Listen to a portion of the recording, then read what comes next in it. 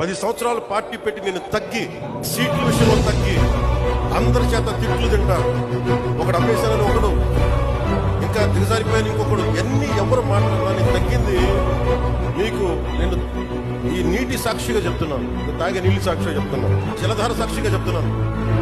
రాష్ట్రానికి మంచి జరగాలి, మీకు మంచి జరగాలి. స్వార్థమే లేదు నాకు. ఊహించుకోండి, నా స్వార్థం వదులుకోకపోతే, నన్ను నేను తగ్గించుకోకపోతే 3,500 కోట్ల రూపాయలతో పల్లి పండుగ 1.1 చేసేవాళ్ళమా? తద్వారా 4,007 కిలోమీటర్ల 4,000 కిలోమీటర్ల సిసి రోడ్లు వేయగలిగేవాళ్ళమా?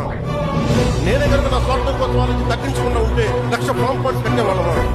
నేనే కనుక తగ్గకుండా ఉంటే 22,500 మినీ గోకులాలు కట్టేవాళ్ళమా? నేనే కనుక తగ్గకుండా ఉంటే 10,000 ఎకరాలు ఉద్యానవనాలు పంటలు పండేయా?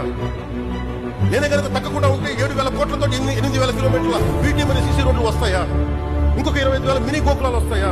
1,00,000 ఎకరాలు ఉద్యానవన పంటలు వస్తాయా? 1,500